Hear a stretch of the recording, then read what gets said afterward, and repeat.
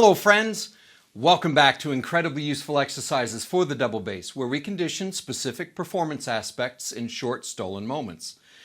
Thank you for joining me for a simple exercise that lets me trust that my vibrato is working for me when I play. Today we'll explore the one-finger vibrato scale by Max Dimoff, principal bassist of the Cleveland Orchestra and the bass professor at the University of Michigan. I want to thank Joey Nager for his generous support of this series. Joey has been my go-to luthier for over 5 years. He sculpted my fingerboards buzz-free on both my 1850 English orchestra bass and my solo bass, making them so easy to play, and his tone work on my basses keeps them sounding full, free, and beautiful. Many professional working bassists throughout Texas rely on Joey for fixing and maintaining their treasured instruments. The Joey Nager prize-winning basses are also wonderful instruments. Please visit Joey's website listed below, and if you happen to be in the Houston area, pay him a visit to play his basses and to see how he can improve the playability and tone of your instrument. One-finger vibrato scales are up to 5 minutes long with high control and expression ratings of 5. Mindfulness is 3, endurance is a small challenge at 1, and the rest are 0. We play one-finger vibrato scales for 2 reasons: for the exercise and mastery of maintaining a beautiful vibrato on each finger, and for the exercise of maintaining a beautiful vibrato through shifts. Vibrato is one of those techniques that every teacher and player has a different opinion on. It's an individual expression that gives each player a unique voice, and it's rare to find 2 vibratos that are exactly alike. I have 3 landmark moments as a kid that formulated my concept of vibrato. The first was in a violin lesson. I played violin for 2 years before I started bass, and I remember being startled in 6th grade by my teacher's beautiful vibrato, so I asked her how to do it. Her name was Valerie Adams, and she's still playing professionally in Florida. I spent a little bit of time trying to work on my wrist vibrato, but it just never really developed. I changed to the bass in 7th grade, and when I got to 9th grade in 1980, 2 things happened. First, the movie Xanadu came out with Olivia Newton-John and her amazing voice. It was a truly terrible movie that I watched about 10 times. In the song Suspended in Time, she holds out a note that I can still hear. She starts it with a beautiful straight tone and then adds vibrato, and that exploded my musical concept of what vibrato could do.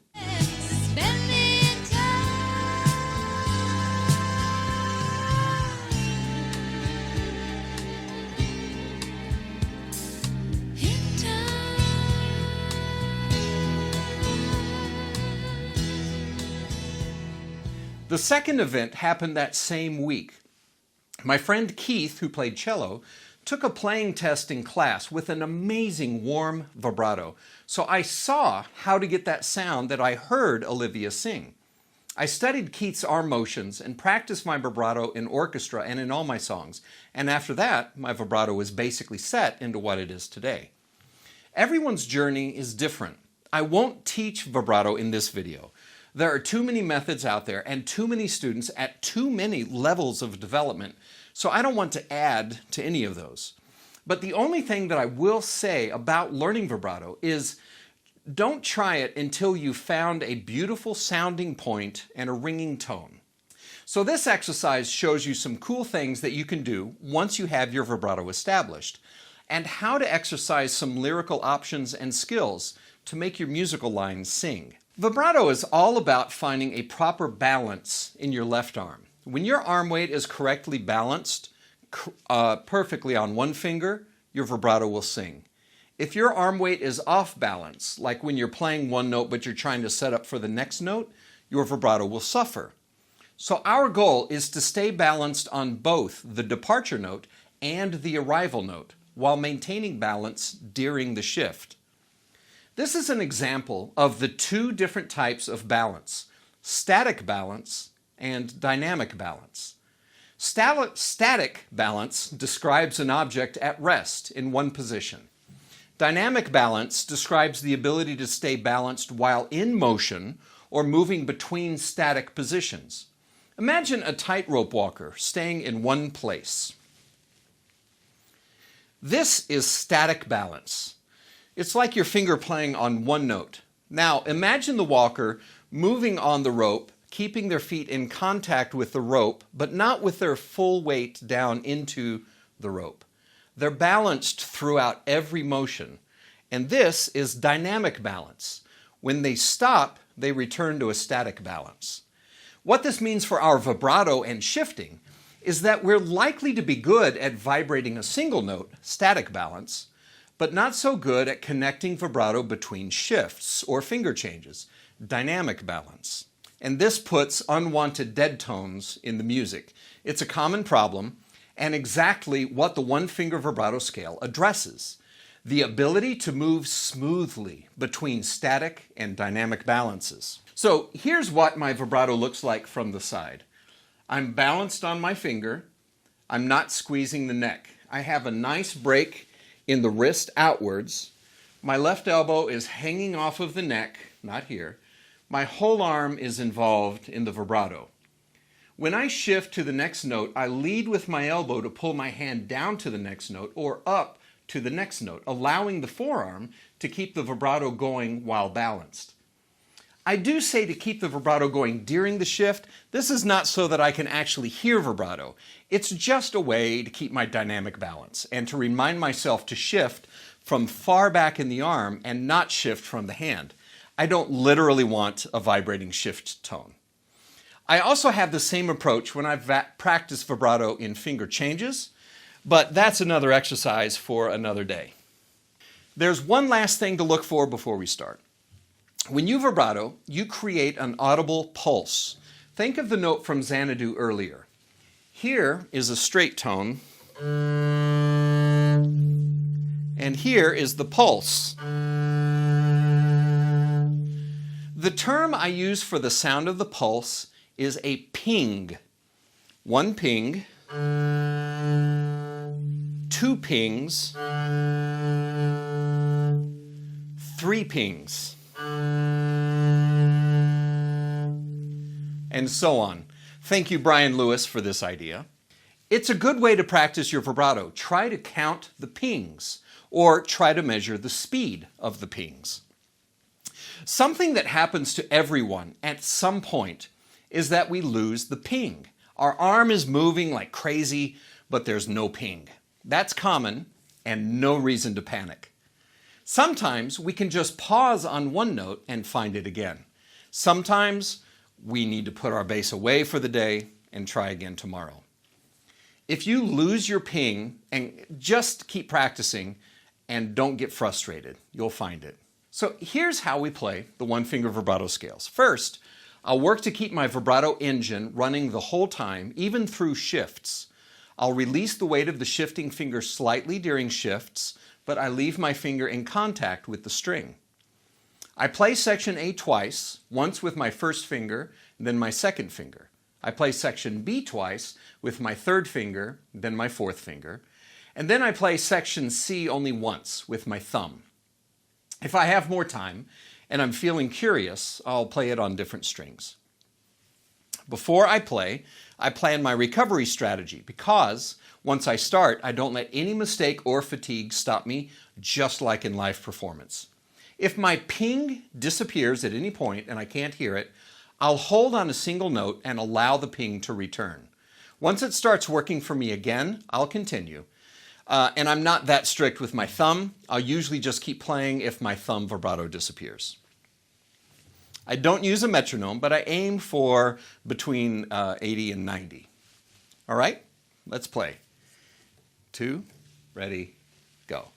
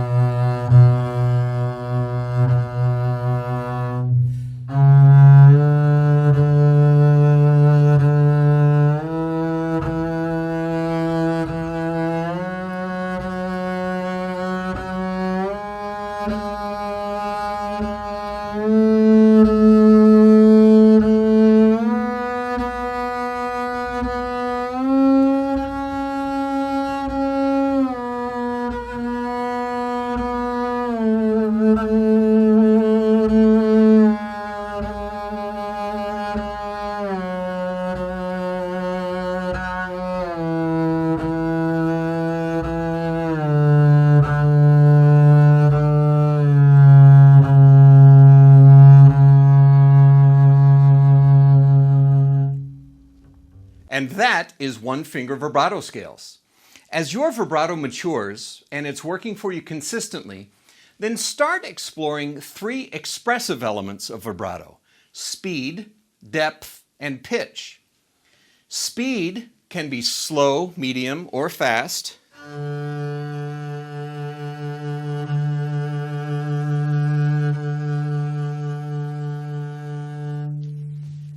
Depth can be wide or narrow.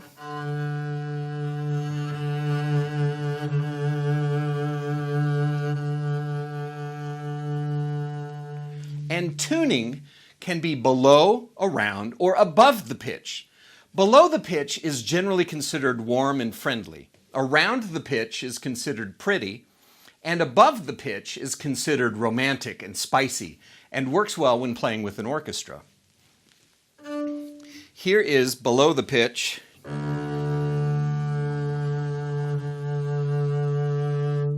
Around the pitch. And above the pitch.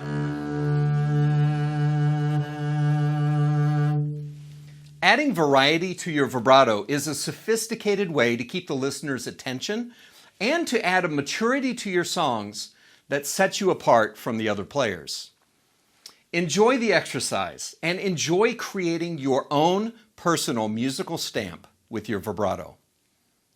Thank you very much for joining me today. I hope you find the one finger vibrato scale as useful for your performance as it has been for mine. I present this in the way that I've used and benefited from it. I never intend to say that it's the only way to practice or approach this concept. You can adapt these ideas to your style of curiosity, conditioning, or teaching. Practice this and all exercises in this series in short stolen moments, or incorporate them into your regular conditioning routine. Like and subscribe if you'd like to see more content like this, and leave any questions, comments, observations, success stories, or suggestions below. Please check out the incredibly useful exercises series of workout books available in paperback and ebook on the Amazon site in your country. I look forward to you joining me next time. Thank you, and be well, friends.